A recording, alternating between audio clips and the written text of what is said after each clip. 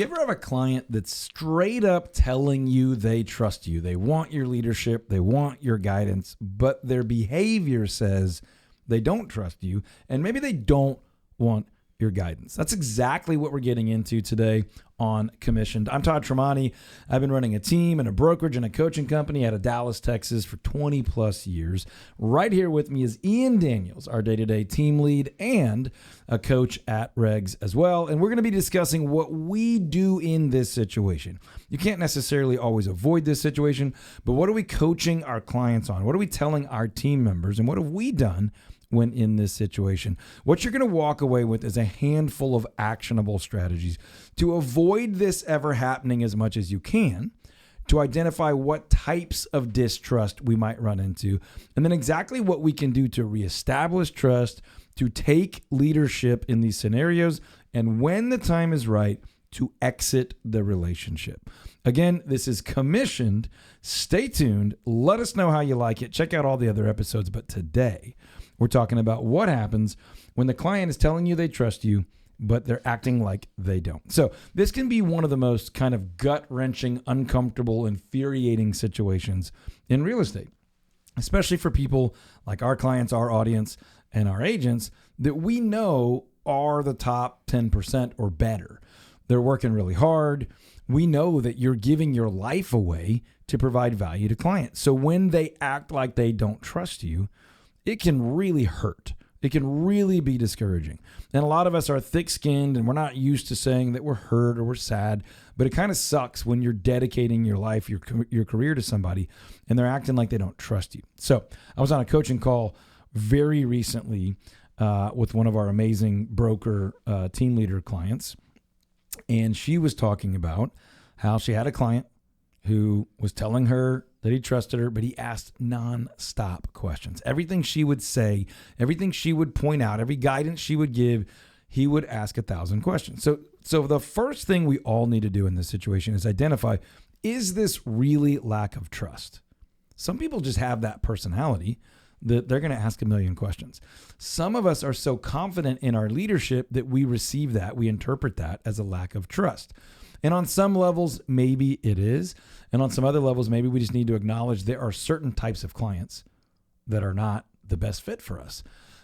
So my counsel on this one was pretty deep, and I know her very personally. So without sharing all of that, I'll simply say, number one, did you establish up front what the relationship was going to look like, what leadership and guidance and advocacy was going to look like? Because if not, the client is potentially totally warranted in asking a ton of questions. They did not know they could or should defer to your expertise and listen and let you lead. They've probably had previous real estate experiences where they weren't able to do that. So number one thing is you have to establish up front what trust is going to look like in this relationship, in this transaction, in this professional arrangement where they have hired you to be the expert. Have you explained to them what that's going to look like, where they do need to do their own research and where they don't, where they should be able to trust you and why they should trust you? So that's kind of number one, is laying the ground rules, laying the foundation of trust, earning that trust up front. Then you can do number two, which is if you find yourself in this situation and you did lay the groundwork, you did earn the trust up front, you established what leadership and guidance was going to look like, then you point them back to that. And Ian, you were actually talking about this on a coaching call not too long ago, about how sometimes you need to point people back to what they originally wanted, or you need to kind of reset the foundation of trust. And that's something you're talking to either coaching clients or our agents about all the time. I feel like it's something that we talk about a lot. It stems back to what was your, on our team we call it an initial consultation, but what was your first true interaction with your clients like, in the sense of getting paperwork and things signed?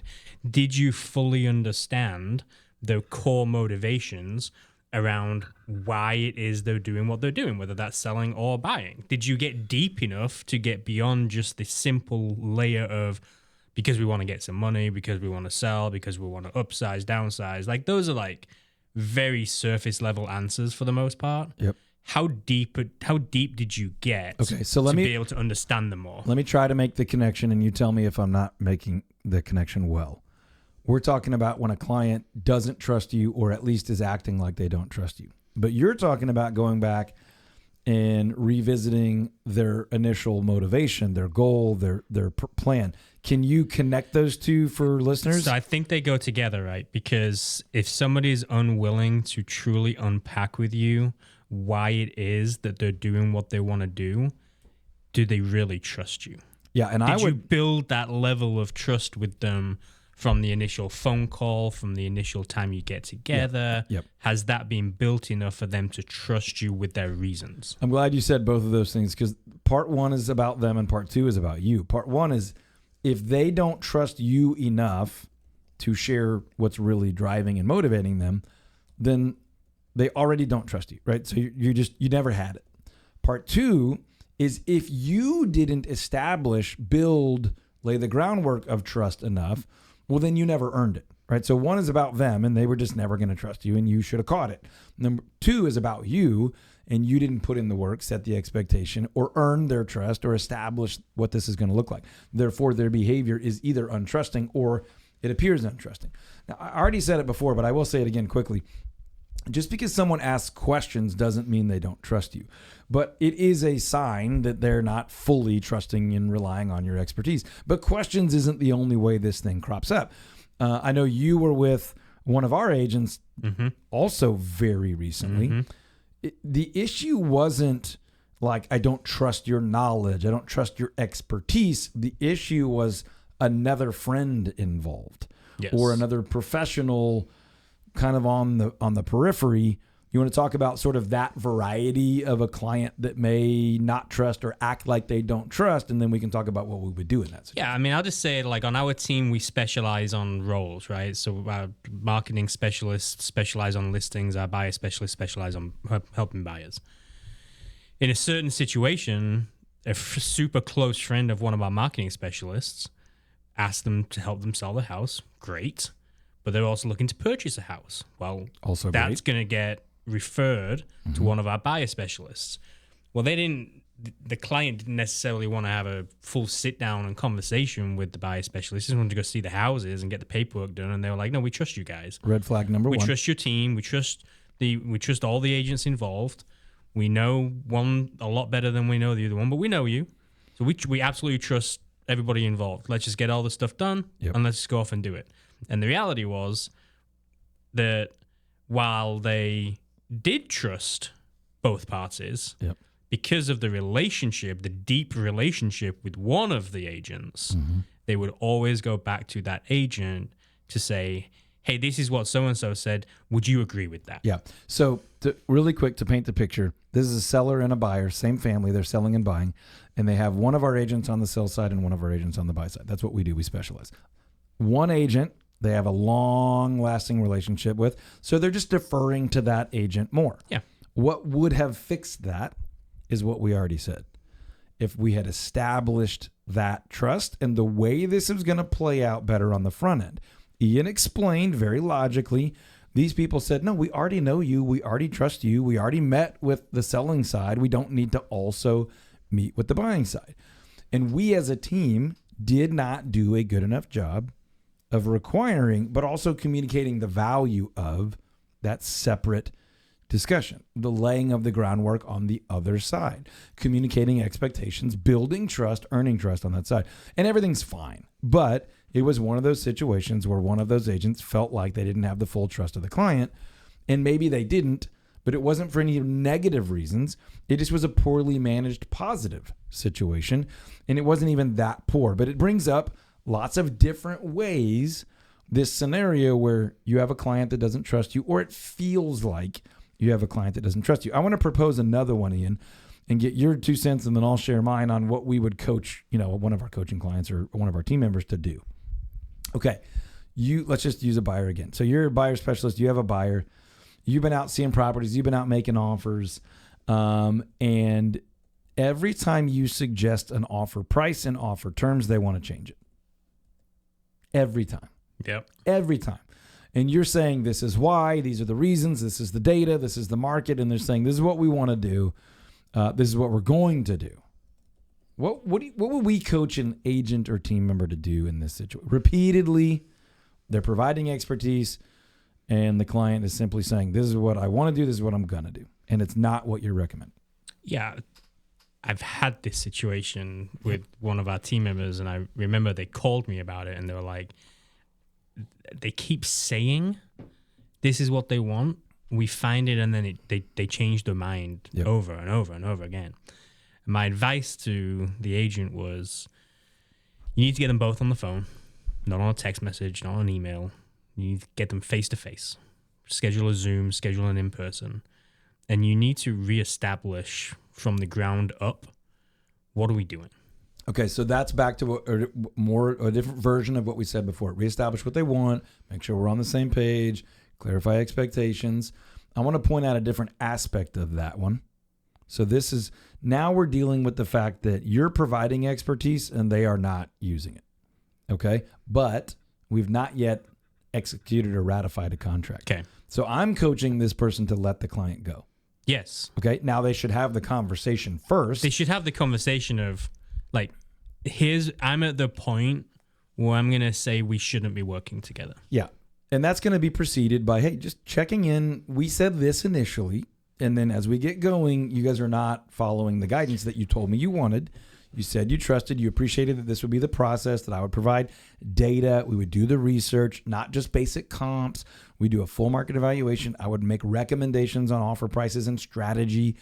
And you guys are basically ignoring that completely. So I just want to point that out. Either you're not trusting or wanting my guidance, or there's something else going on. Is there something else going on? Likely you're going to get, oh, no, that's not it. We just felt really strongly. Well, I understand that when we originally sat down. So once you've done all that, if they are not going to trust your guidance and you're not way down the rabbit hole with them, you're not pending, you're not about to close, I coached, it's okay to let that client go, because the way you work is as a leader and a guide and an expert and an advocate, and they're not operating in a way that they want that. So we had a situation 7 or 8 months ago where we had a client that was out of state, and they had flown down one weekend and they'd gone and seen some homes. And from the very beginning of this whole trip, I remember our agent said it went really well. And then all of a sudden, as they were traveling back, things began being weird. Mm-hmm.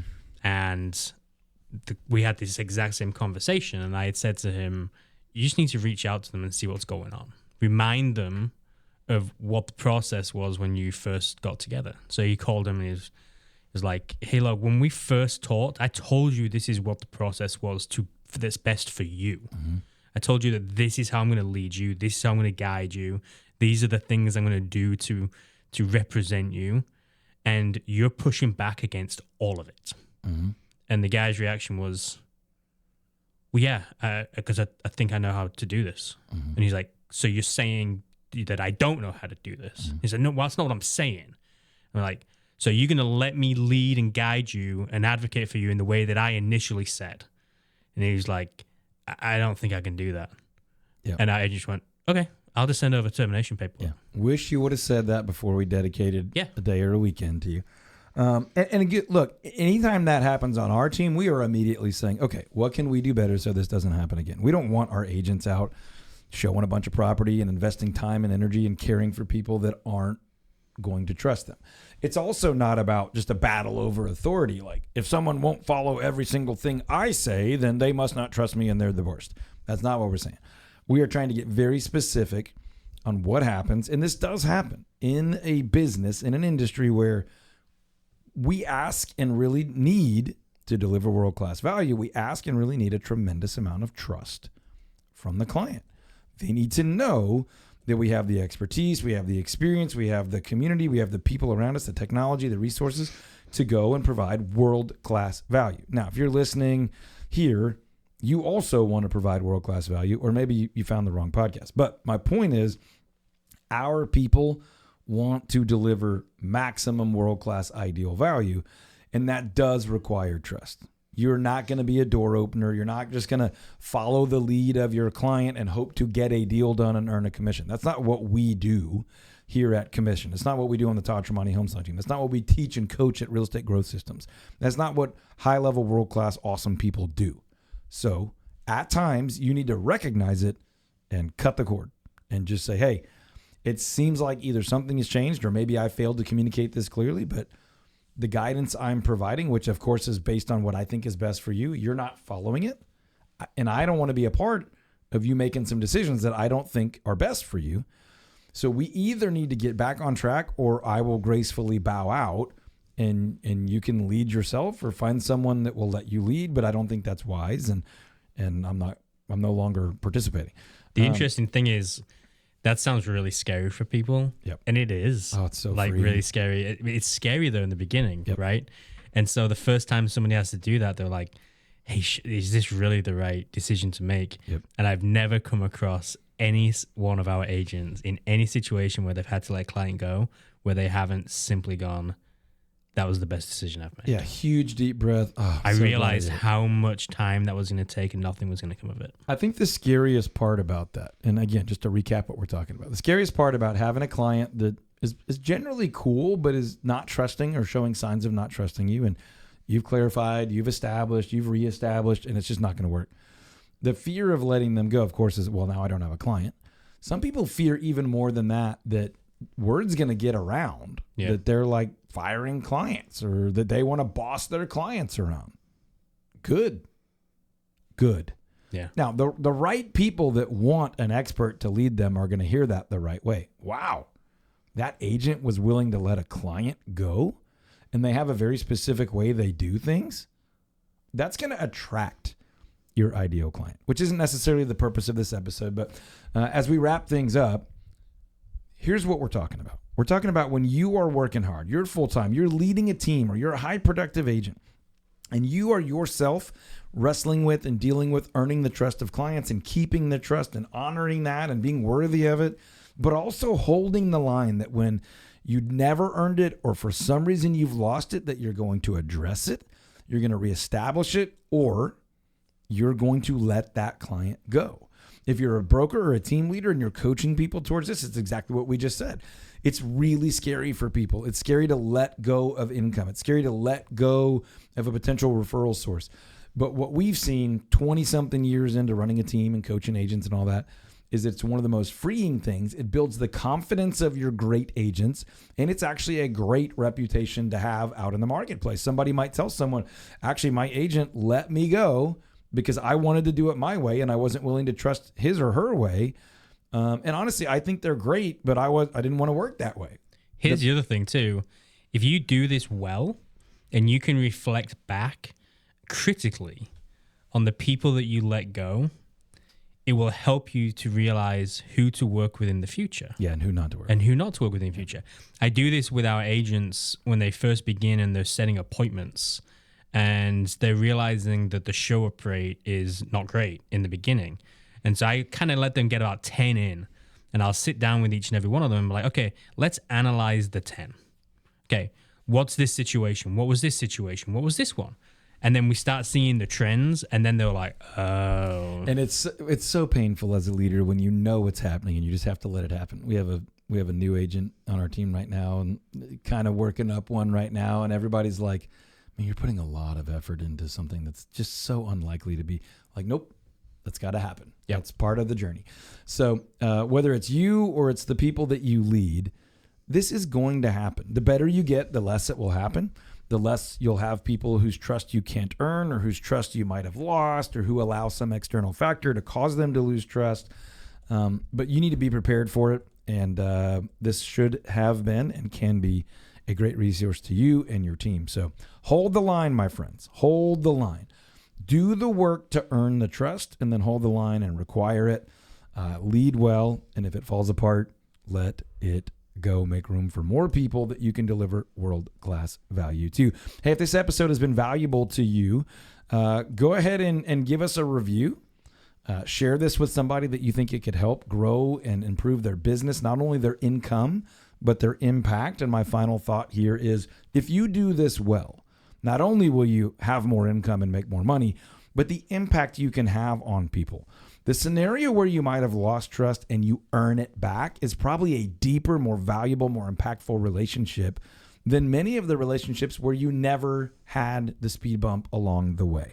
So we do care about income. We do care about getting and keeping clients, but we care just as much, if not more, I care more, about the ability to have great relationships and impact in the business. We're commissioned two ways. We earn the commissions, and we are called and commissioned to go use our gifts in the world to make a massive positive difference and impact in the lives of others. So check out our other episodes.